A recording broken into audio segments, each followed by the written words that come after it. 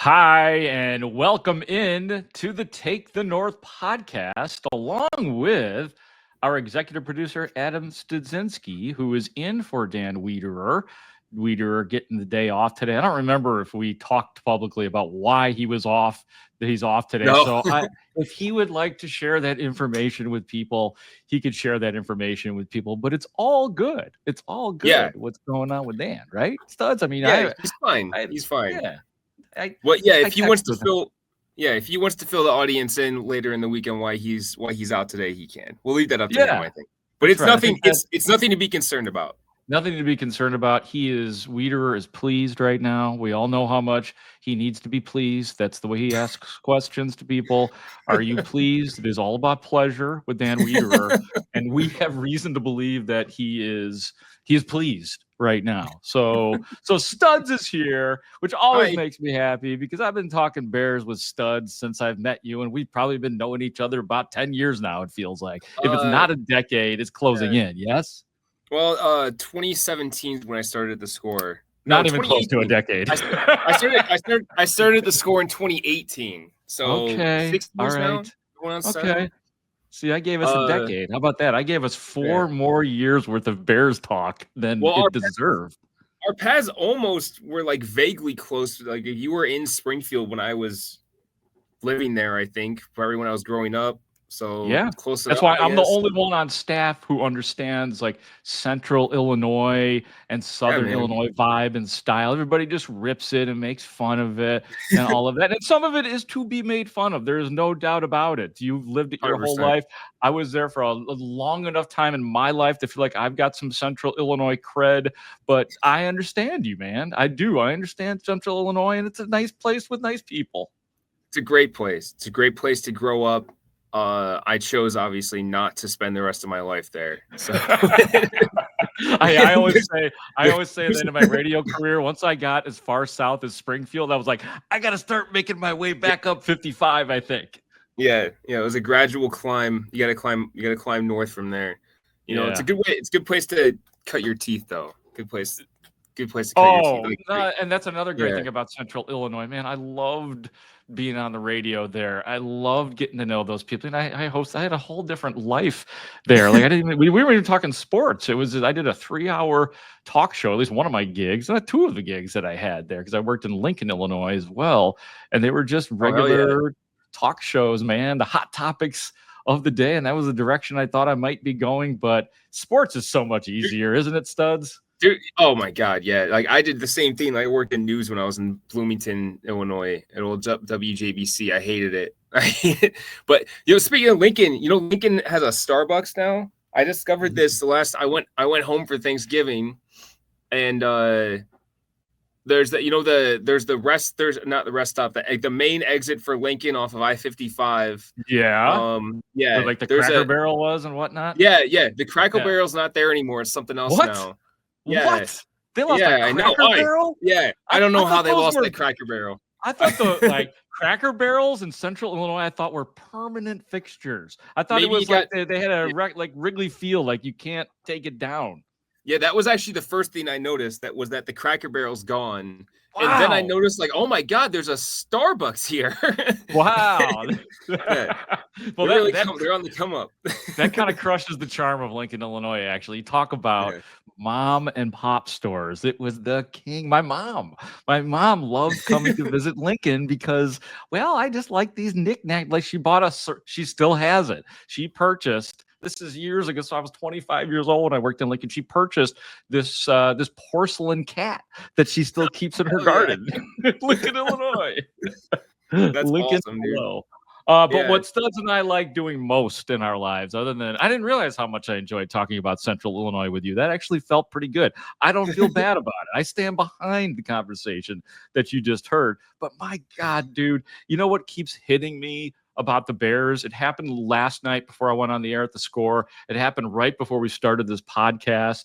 and that is, holy shit, they've done it again. They've lost 7 in a row. And they've had losing streaks just about every year for the last 5 years. But this one, man, like I was going through this exercise of, it wasn't that long ago. Like we were looking at the schedule to begin this season and saying, how many wins are you going to get out of this? 9, 10? Could the Bears be the best team in the division? Could they have the best quarterback in the division? It was sky high. And I thought to myself how wild it would be if you had some fortune teller, future teller, like cuddle with you at the moment and say, guess what's going to happen this season? There's going to eventually be a 7-game losing streak. No way. This year, really? What else? Oh, the offensive coordinator, that guy that they hired, the guy that got Geno Smith right, he's going to be fired because the players hate him. Really? Wow. That's wild to me. Oh, there's more. Whoa, the head coach got canned? Oh my God, the first time, like, it's just amazing relative to what we thought. And even people who were not getting carried away about the Bears, and there were plenty of people who maintained a modicum of perspective studs, they would look at the season and say, yeah, that's a pretty good roster. So for some reason, I've been in this weird, reflective, really hitting me what this season has become this year.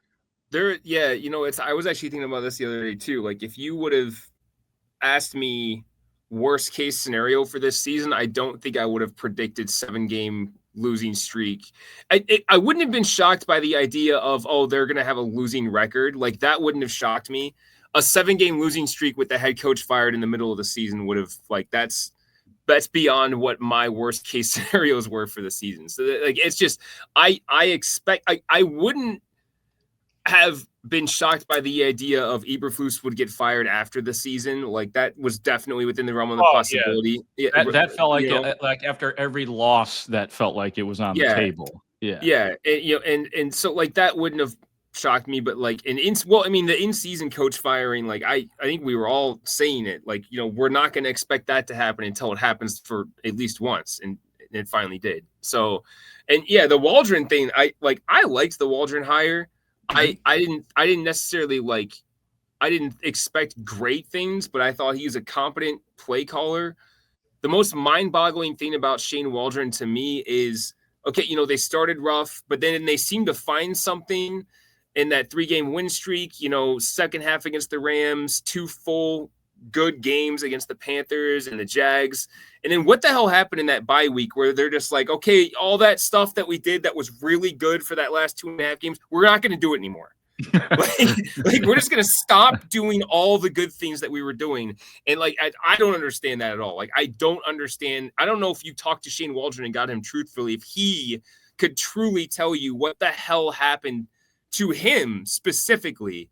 And the players have their part in this, but most people you talk to point to what was happening scheme-wise as a huge problem. And, you saw what happened when they changed over to Thomas Brown. Like, there was basically an immediate improvement. Yeah. Obviously, this last week against the 49ers, an exception. But yeah, the route that this season has taken has been, look, man, like this. And I don't know if we might get into this a little bit, but like, I think we could probably come to an agreement that this year's roster is better than the 2023 roster. And there's a high likelihood that this team is going to end up with a worse record. So unless they win out, they're going to end up with an equal or worse record. So, and I don't think they're going to win out. So, it could be great if they did, but I don't see that happening. So yeah, it's wild that we've ended up here. Like, of all the routes that we could have taken, we've ended up to the coach is gone and they're going to struggle to get to 6 wins. So many worst case scenarios. I think that's what it is. Like, it's jarring. It's not just one. It's like this is probably an exercise at the beginning of the season. It would be like a choose one. What horrible thing that would happen to the Bears could you handle this year? And we would make all of those the categories. Meantime, it's all of the above. All of and them. You know what? I have not talked to Shane Waldron since he left the building. I would imagine our paths will cross at some point in time, whether it's with the, at the combine where all these paths always cross to where we would hear what happened. But just to oversimplify it, I think that if what he is saying to people, like if there was one sentence that he probably uses to people when they ask him what the hell happened with the Bears, he probably throws his arms up, and you could see this on video if you're watching on YouTube, and say, this is what they wanted. This is what they wanted. Yeah. Shane Waldron would say that, and let me explain myself. As in, they wanted a guy to develop Caleb and to be at his beck and call and at his every whim and make sure he was okay. I'm sure they told him, and Shane Waldron knows this is our prize commodity. He is precious. He is the franchise. He is the most important draft pick this franchise has ever had. So you will treat him like gold. And he treated him like gold, as in other players sort of resented the way he was being coached, as in not being coached hard. And of course, not coaching Caleb hard probably spread to some of the other players as well. So that's my guess, is what he would say. That's what you want. And then as far as schematically, he'd probably say the same thing. That's what you wanted. As in, studs, as in, this guy is a generational talent. We want you to treat him like, no. Don't do the stuff that they're doing in Washington, D.C. with Jaden Daniels, because that's what he did in college. We want to make him, we act accordingly. He is a elite quarterback, and they put a ton on his plate. And it is obvious he wasn't ready for all that they put on his plate, but that's an organizational decision. Now, I'm not saying, look, Shane Waldron, some of his play calling sucked for sure, and I'm not defending him. I mean, I'm glad that he was dismissed. I mean, it had to happen. So understand where I'm coming from. But I imagine that's the full rough draft that they had in mind for him and for Caleb Williams this year, and a lot of mistakes. But I think that's my long answer to the parenthetical question that you threw out there, Studs, of how Waldron is taking all of this in. And I just think that maybe, like, if what we're assuming here that you're saying is like the most accurate, that maybe Caleb was treated differently than some of the other players, or not criticized the same way or whatever. Like, right. I think that could also be, if Waldron got that as his understanding, then I think it was a misstep to not be harder on him if that's what was happening, because I think that Caleb, from what I've gathered about him, wants to be coached hard, and wants, like, he desires to be the best quarterback to ever play the game. And he has been working at this his whole life since he was 10 years old. Like, this is what he's wanted. Mm-hmm. I think he is not going to, and we discovered through the pre-draft process that this diva persona that was out there about him was so inaccurate. Like, hasn't he's shown not up like yet. That. Yeah. I mean, there's still time for it, Studs, but it hasn't shown up yet. Yeah. And, like, he's not somebody that's going to crumble under hard coaching. Now, that doesn't mean that you're yelling at him all the time. Like, everyone responds to that kind of coaching differently, and that's something you need to figure out.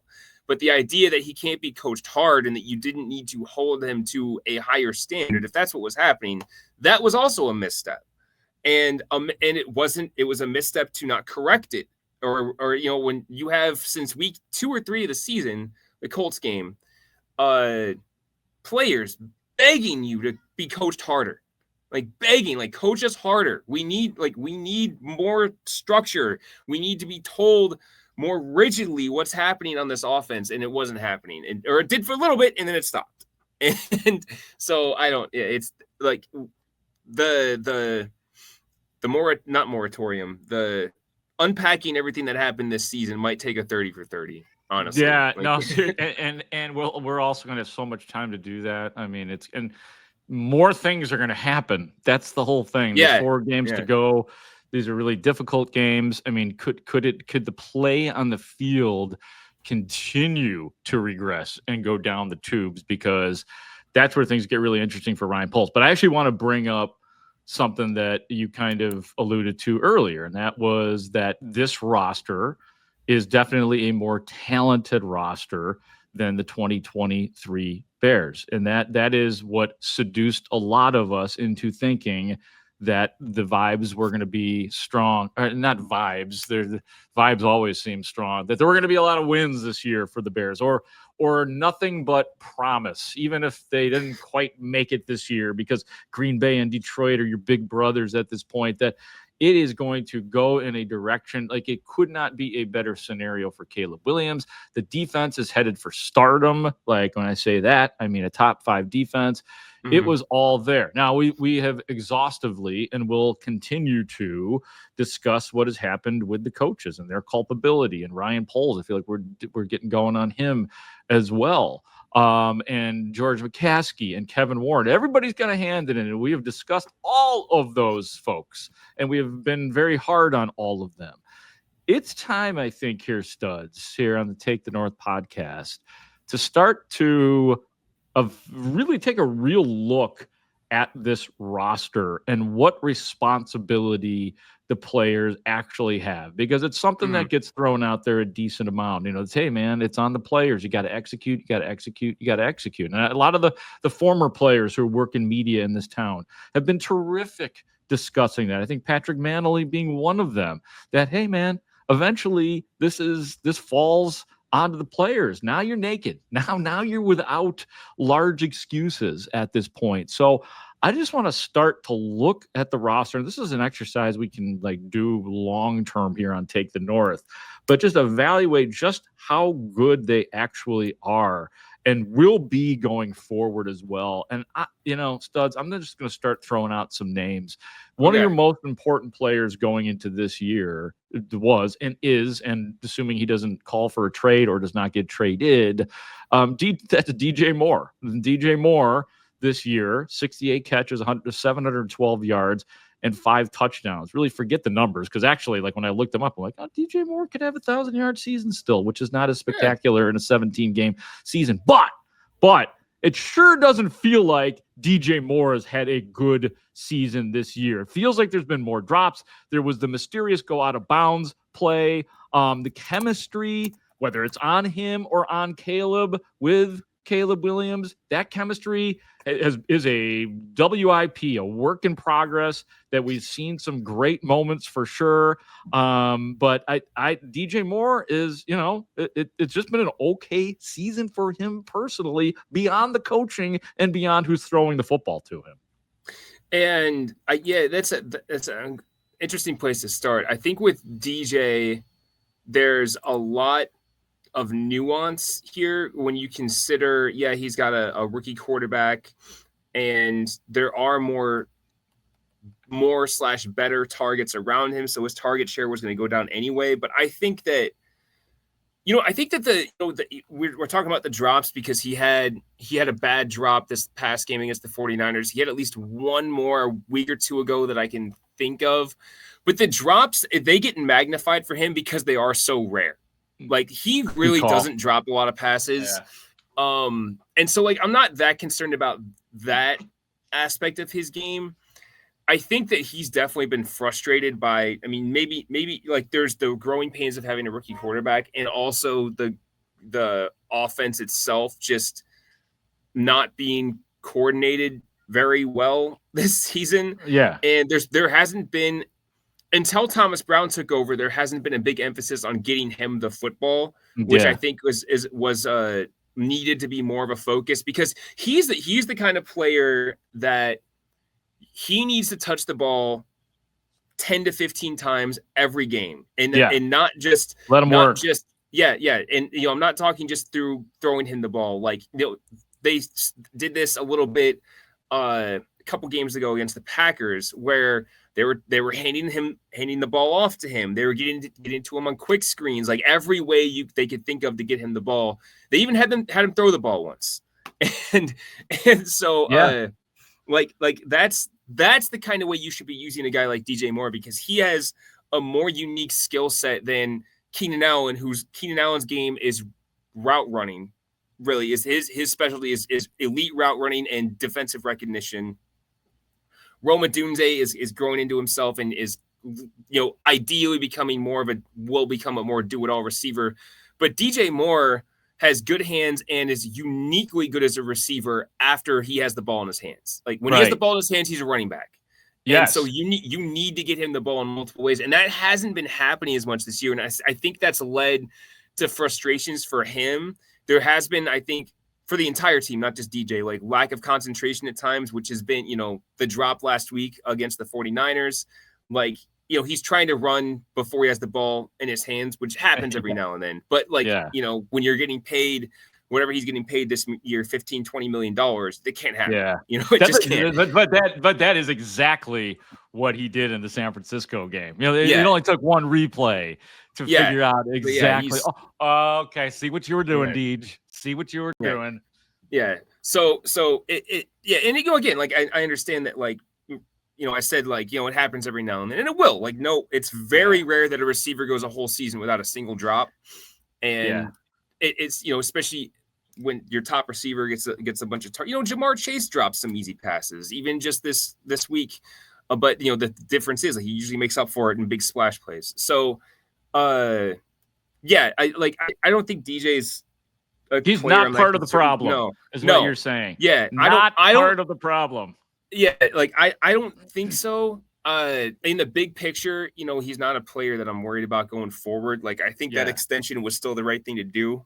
Oh, I agree. It's just been a weird year, man. Like it's just been a bumpy, strange season in a lot of ways for DJ Moore. Like the bottom line is I just want him to be happy. I want him to be happy. I want him to be happy here. I want him to be the best receiver on the Bears. And understandably, it has felt like he has not been happy. But your points are great about the way they're using him, because all you got to do, you don't have to throw the ball down the field to DJ Moore. He's great when you do at times, but just get him the ball, get him a nice screen. He is so adept at following blockers. And we know that his ability to be elusive and be like a running back, which is why they do like to hand the ball off to him every once in a while. I always think back to, and you'll remember this as well as anybody, I think, and I can't play the preseason game with just anybody. It has to. Weeder would have gotten this too, but I know you will. And that is, you remember the first couple throws from Justin Fields to DJ Moore during the preseason last year when it was like everybody was out on Justin Fields already, and what's going on? And it was just a little screen pass to him, and I think he took 2 plays for big yardage. But that was the essence of it. Just give him a little. Let the man work. Let him cook. And the Bears are calling a lot more of those plays for DJ Moore than they did in the beginning of the season. Right. Yeah. And I know exactly what you're talking about. It's the first time he touched the ball for the Bears in his first preseason game. It was a screen pass that he took to the house. Yeah. Wasn't it behind the line of scrimmage too? Wasn't, or maybe if it wasn't, it was right at the line. Like it was like a real quick screen. Yeah. Yeah. It was beautiful. It was beautiful. Yeah. I mean, that's exactly like, that's what you do with DJ Moore. You just get him the ball any way you can, get him the ball. And like I said, 10 to 15 touches a game, 15 would probably be on the extreme end, but at the very least, he needs to have the ball in his hands 10 times a game. Like if you're running 50, 60 plays in a game, that like 10 of them need to be DJ Moore has the ball in his hands. Right. And all right. I want to get off of DJ Moore. I've had just about enough DJ Moore talk for today. Did you see? I reached my limit. Because I was looking at, I was just looking at some names, and I was looking about Keenan Allen. Would you run it back with Keenan Allen? You heard all that talk, right? Keenan Allen saying that Caleb Williams said run it back, and of course Allen was amenable. Maybe not. Of course, at this point, he's going to go where he wants to go in his life, or he'll stop playing football. That's the vibe I get from Keenan Allen. You want that back? You running that back? 47 catches, 471 yards, 5 TDs. What do you think, Studs? I think that. This one's pretty simple for me. Like, I still really like Keenan Allen as a player. I think he's lost half a step or so, which, he might never admit. And, maybe that, like, who knows what that's about. But, like, he's getting older. I think that this roster has bigger problems than the wide receivers right now. And I don't think you're going to spend cap space on a player like Keenan Allen next year. Like, that's why you drafted Rome Odunze. Yep. And like Rome Odunze is your number 2 receiver next season. And gotta let him cook too. like if Keenan Allen wants to come back on a big discount, then fine. But I feel like this roster, like more of the cap space, the cap space that's being spent on Keenan Allen this season, which is like $20+ million in cap space, needs to be spent on the offensive and defensive line next season. Like that's where that money needs to be allocated elsewhere. You can get 2 to 3 nice players on their offensive and defensive line for that much money. And they're not going to be all pro level players. Those guys are rarely available in free agency anyway. You can trade for a guy like that, but you can get a pretty good offensive lineman for half the price of Keenan Allen right now. Oh, hi, Dave. Yeah. Oh, Dave the cat is imposing his will. All of a sudden you don't want to be all shy, huh? Crazy Dave. All right. Buddy. There you go. That's Dave the cat, everybody. Hi, wow. Dave. Dave's first appearance on Take the North. Yeah, that's right. That was huge for him. I think he knew what he was doing for some reason. Yeah. See, cats, you have 2 cats in your home, from what I understand. And like I do. Cats will you think that they're kind of dumb, but then not really. Not really. That cat knew that I was doing business and that I was on camera. And the last thing I needed was my cat coming up and being on the show. But no, that's okay. Actually, I wanted to get to just like one thing on the defensive side of the ball, and that is like when you go through all of the position. I mean, like it's been bad for the Bears defense, and I don't know if it's panic and break it up what they're doing, like significant changes, or no, this is a defense that everybody thought was top 10, and still in some categories like points allowed probably are, but we know what we have been seeing. And I'm just thinking through the starters, and if there's anybody obvious that shouldn't be back with the Bears next year. When you look along that, you mentioned the defensive line, Javon Dexter, and Montez Sweat, DeMarcus Walker. Is he coming back next year? The linebackers, Tremaine Edmonds, Jack Sanborn, TJ Edwards. Are we good with that? Is there anybody in that secondary that you look at and say, not sure? Tremaine Edmonds, Jalen Johnson, Kevin Byard, Jaquan Brisker is a big question mark as well. Like, is it the same old stuff that we're going to be talking about this offseason in the coming weeks? Better, guys, better sacking, better defensive linemen, or is there other flaws or other changes that need to be made holistically on this defense? I think that holistically, we might get our answer to that depending on what they do as far as their next coaching staff. Because if there's going to be that's a great point. If there's going to be a scheme change, then more guys are going to be shifted around for sure. But let's assume they're going to have the same like rough scheme. And even if they don't, even if they say they go back to a 3-4, even then they're still going to be in their base 4 defensive linemen, 2 linebackers, 5 defensive backs a lot. So that's a whole nother point though. As far as like you mentioned DeMarcus Walker, I think DeMarcus Walker is a nice depth piece. I don't view him as a starter. It's a good way to put it. Or like if he's starting a few games a season due to injuries, I think that's okay. Right, but, he doesn't insult you, but he's right. Like he's 3.5 sacks. That's about where he is. That's about DeMarcus Walker. Yeah, and you can get out of his contract next. You can actually save quite a bit of money by cutting him next season. So like his cap hit next year is $5.9 million. His dead cap is only $666,000. So that's an easy cut candidate if you're looking to save money against the cap. I wouldn't hate it if they brought him back though. Like I said, I think he's a nice depth piece. What they need is better depth on their defensive tackles. Andrew Billings getting hurt really hurt them. Yeah. And because he has turned out to be one of Ryan Poles' best free agent signings, maybe his best free agent signing actually. But anyway, so he'll be back next year. Hi again, Dave. There you go. Just knocked over my 7-Up bottle.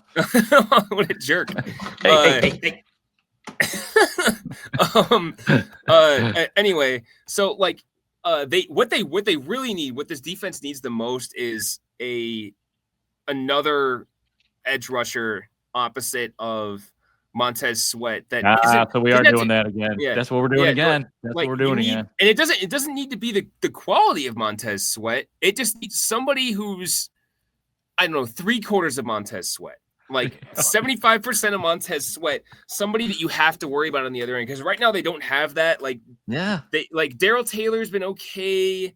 You know, like I said, DeMarcus Walker's been okay. Austin Booker is lost. Yeah, and you know what? I still really like Austin Booker's future, but he's so raw. He's so raw. And hey man, there were like he just doesn't know what he's doing yet. No, he doesn't. Look, there were people. I'll pinpoint exactly who said it to me. It was Brian Balding, or Baldy they call him. I don't know if you know that they call him Baldy. Yeah, Baldy. Yeah, Baldy. During the preseason, I spoke to him, and I think it was the live score show, and he was talking about Austin Booker, and he said, "Oh, this guy's got a red shirt. You got a red shirt. This guy. There's no way this guy is going to be ready now." He got us all excited during the preseason, and he looked legitimate and he looked well. But that was, that is a case in point of, hey, man, that was the preseason. Now you're with the big dogs, and people ain't going to let you in quite as easily. So I'm with you. I'm glad we're talking about Booker. Like I heard somebody say the other day that he's a bust. I'm like, first of all, he's a fifth round pick.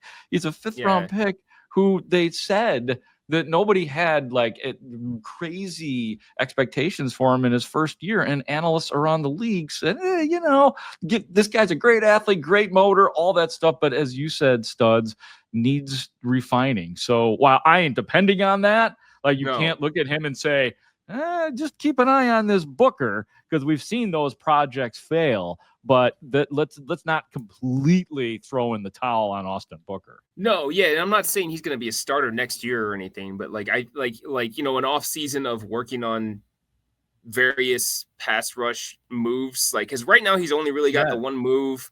But I really let's say you mentioned his motor. I love that kid's motor. He is always flying to the football.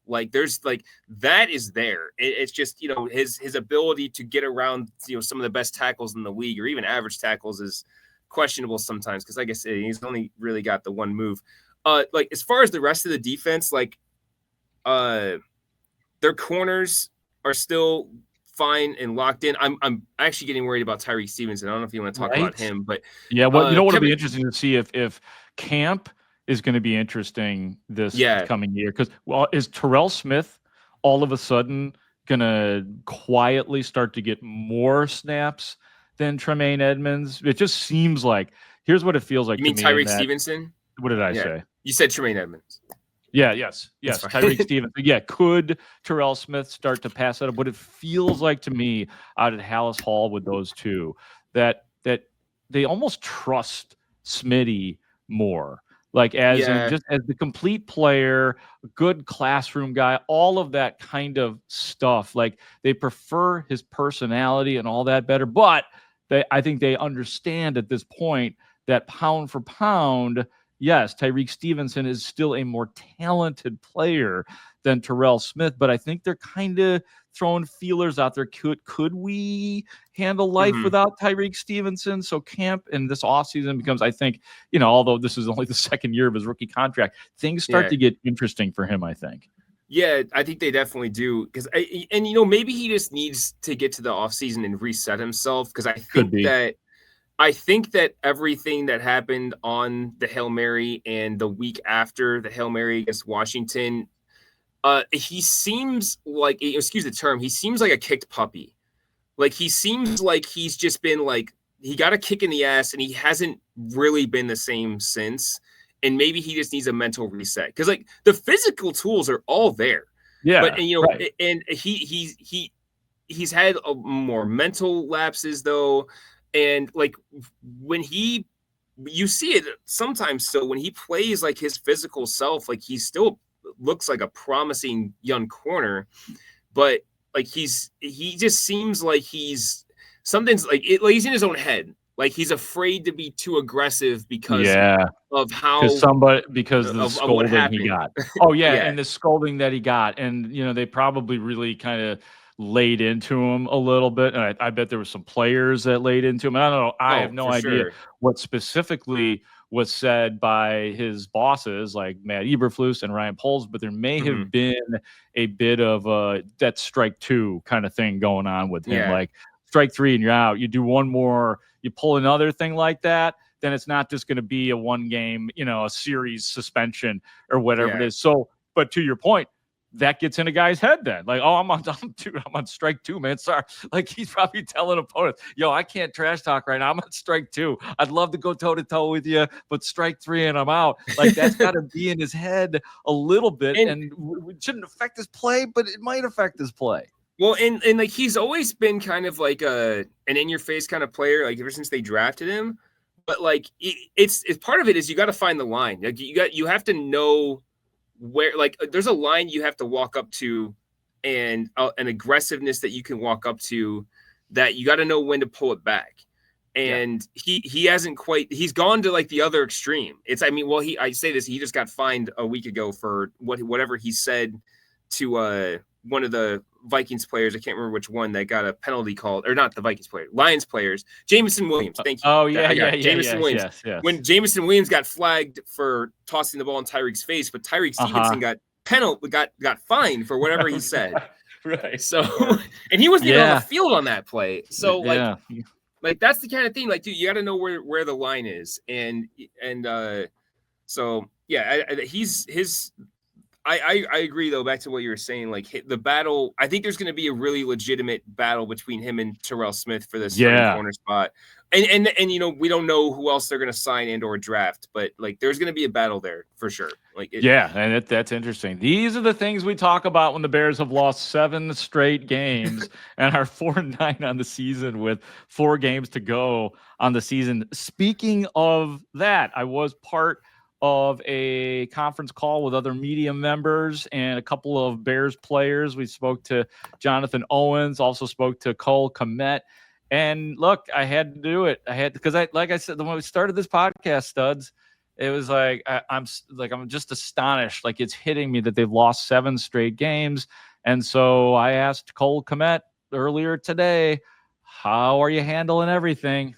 Shoot, I mean, for me, it's been a lot, man. This isn't easy, and for sure, for me, a lot of individual mental battles you go through in your head. I feel like I've definitely been through a lot here, and I've been through my fair share of losing streaks, and this is definitely not easy. This has definitely been a mental battle, and trying to grind through this from a mental standpoint, and in terms of everything, just from my standpoint that I've been through, and trying to deal with this. And, I know that there's areas that, I look at myself where I got to be better, and, I got to do a better job, and I got to do more on the field. And it's just tough to be in this spot right now. I mean, because I've been in this before, and it's just tough to see things going down the way that they have been. And but look, this is the situation that we're in and that I'm in. And, I thought I had a good talk with my dad the other day about, kind of perspectives moving forward. And, at this point, he had a great thing that he said to me. It's like, as dark as this might seem in the moment right now, you got to have perspective as to what you get to do. And, he was saying, he'd give anything to go back and just to play one more game and to be in the shape that I'm in right now, and to go out and play football. And, I think that's kind of the perspective that I want to have going forward for these last 4, and, just enjoy it, being out there with the guys, put some really good stuff out on tape, and just enjoy each other's company while we go do it. So that's kind of where we're at this point. But I mean, overall, yeah, I mean, this process has, it's been tough, man. It takes a toll on you mentally, and you definitely question things about yourself, and you got to fight those things. And, but it's a hard deal for sure. And, but I just, keep the mindset that, this type of adversity will only make me stronger going forward. Love the advice from his dad. That's pretty awesome. Just kind of put that visual. Look, kid, man, this does not last forever. You got about another 5 to 7 years where you're going to feel like you're the best athlete on the field, and then it's over, pal. So go out there. There's something about, because here we are again, Cole Kmet this year.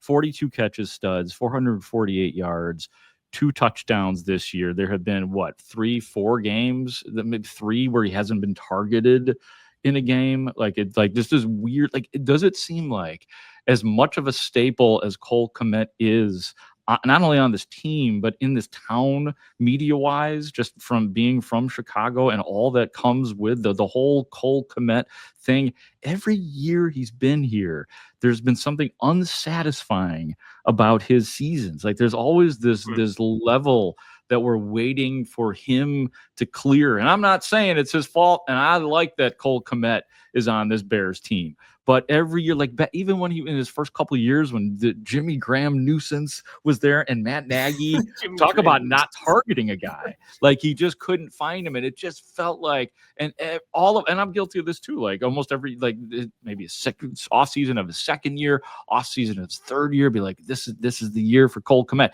and he's been a good tight end. Don't get me wrong, but there's always something that feels just a little bit unsatisfying about his season. And this year, it's the games where he just hasn't even been targeted at all. I would say, just to push back a little bit, I feel like his 2023 season was pretty good. Like, I felt like everyone walked out of that season thinking, like, yeah, he lived up to the contract they gave him.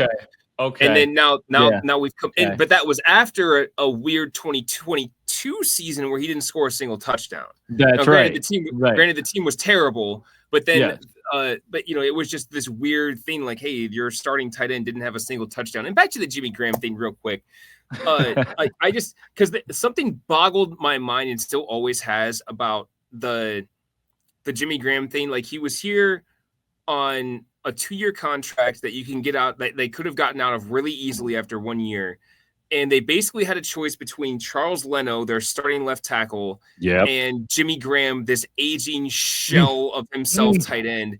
And they chose to keep Jimmy Graham for some reason, and then never replaced their left tackle, and ended up with Jason Peters as their starting left tackle. As he's just like, yeah, sure, I'll come. It was supposed to be my guy Tevin, man. It was supposed to be Tevin Jenkins. Remember? Well, yeah, but they never put him at left tackle. They were like, well, he's going to be right tackle, and it's like, well, what are we doing here? What are we doing here?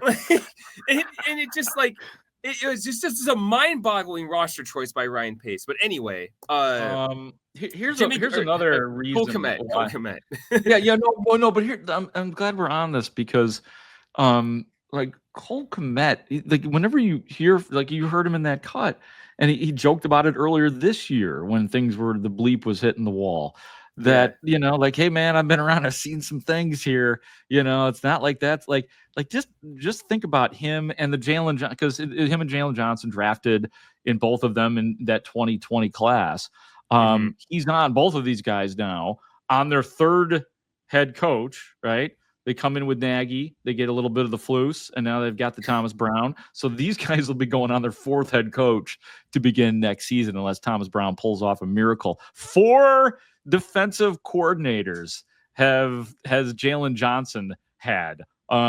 They would be Chuck Pagano, Sean Desai, Alan Williams, and Eric Washington. And I didn't really do the offensive coordinator math at this point, but yeah, I mean, if you go back on that with Cole Kmet back in 2020, that's who? Is that Bill Lazor? No, Matt Nagy, or is it Bill Lazor? Well, it was in spirit. It was Bill Lazor, but he wasn't calling. He was the OC who wasn't calling the plays until Matt Nagy stripped himself of play calling.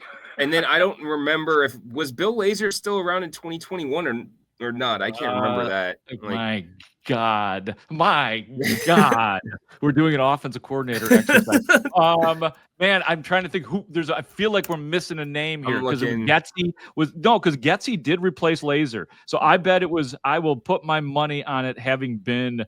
It was Bill Lazor. It was Bill Lazor. Yeah, because then here comes Luke Getsy to save the day out of Green Bay. I'm leaving Aaron Rodgers behind for Chicago, and I'm coming here to save the day. And oh man. And he just goes into the pile of offensive coordinators for the Bears. So, man, yeah. And was he? Wait a minute.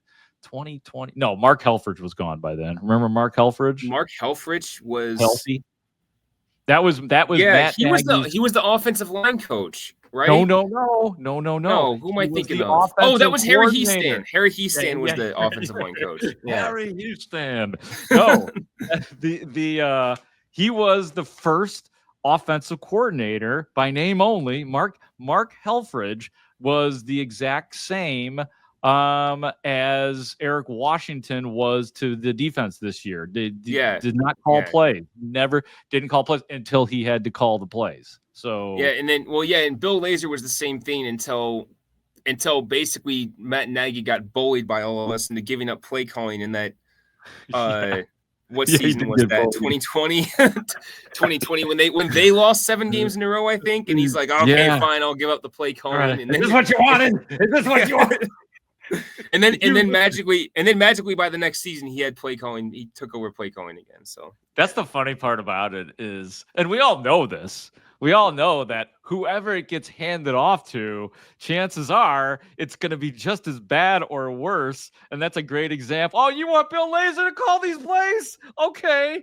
And I think we were happy with Bill for like the first couple games, just the way people are with Thomas Brown. Like, oh, it's different. Yeah. And we project this difference, even if there really isn't much of a difference. But then Bill Lazor just becomes another note in the long list of offensive coordinators that have existed at Haugh. Well, and like we never really got clarity on when Nagy took play calling back, like, because it was that whole thing was weird. So no, you're right. We never did. We don't know which game he did and what he didn't do, and then it just got too late and nobody cared anymore. And there was the whole sequence about like, at some point earlier that season, it's like, even if I gave up play calling, you wouldn't tell you, and it was like, and then he told us, and it was just like, it's like, dude, what are we doing here? Like, oh man, I picture so weird. I picture the 3 McCaskies just standing horizontally. They knock on the door. He's like, and they just kind of look at Matt Nagy and they say, "It's time. It's time. You must give up play calling. We're not going to fire you. We don't do that. But it's time. Just you give it change something. Yeah, who's it? Bill Lazor? Who's your guy? We don't know football. Doesn't matter who it is. Somebody else. Studs, I have one more note for you before we get out of here. And if you have anything else, obviously, please feel free to shout it out. But I think that you will appreciate this specifically. On Thursday, I am going to see a rock band. I'm going to see 3 rock bands at the Aragon Theater. I am seeing, ready for this? Bad Flower. Oh, hell yeah. Yeah, AWOL Nation. All building up to the Smashing Pumpkins. But I think I'm almost more excited about seeing Bad Flower because I discovered that band last year at an Incubus concert when I ran into you at that beautiful venue in Chicago whose name is escaping me. What was that venue? It's Northerly Island. The Huntington Bank Pavilion at Northerly Island. That's right. There's 2 names for it. That's why I couldn't come up with one name for it. But that was a band discovery. I was there to see Incubus, but checking out some of the newer bands, I was like, whoa, Bad Flower is good. So I'm back, baby.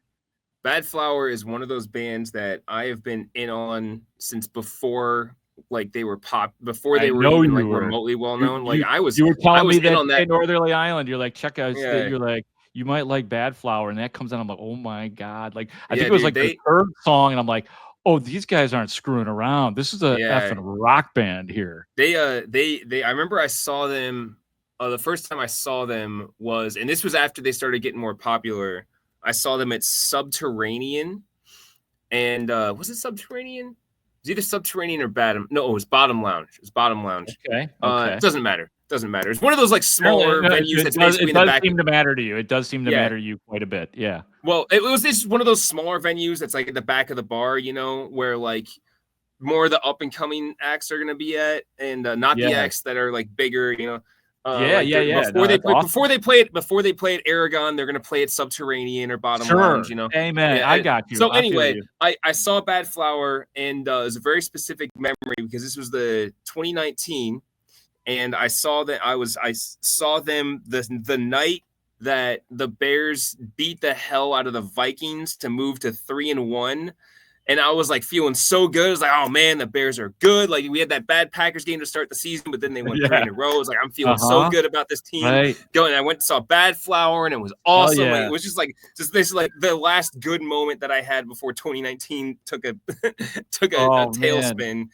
And so but anyway, Bad Flower. Anyone listening to this podcast, as soon as you're done listening to the podcast, check out Bad Flower. Absolutely. Yeah. Highly recommended for sure. Yeah. I mean, they grabbed me. Like I love those moments at concerts when, you're definitely there to see somebody, but I always insist on getting to these events to see the opening acts, even if I don't know them, just to check them. Maybe something will grab my attention, and that's what man. Bad Flower did, and that's what live music's all about, right? Oh, hell yeah. And AWOL Nation puts on a good show, too. I don't know if you know if, Oh, do if they? you've seen them live. Yeah, they put on a pretty good show. I actually saw them in Aragon also. And, Awesome. I mean, and Smashing Pumpkins are the Smashing Pumpkins. So, yeah, exactly. I mean, I'm sure that they'll be good. Yes, they are the headliner. Studs, that's it, man. Anything else? Are we leaving anything else out, or anything else in your notes, or did we find Wiederer? Is he out in the hallway? Is he okay? No, I think he's okay. No, I haven't found him. I think he's he'll be back. He'll be back. He's indisposed. Indisposed. There you go, indisposed. No, I think I'm good. I think we're good. All right, brother. I appreciate you jumping in for Weedsy and so for Adam Studzinski of Chicago Sports Radio 670 The Score. Not only the executive producer and fill-in host on the Take the North podcast, but he's obviously a huge part of the Bernstein and Harris show, as he is one of the producers on that program as well. So for Adam, for Dan Wiederer, I am Mark Grote. Thank you for listening to and watching the Take the North podcast. Great talk. See you out there. Fair.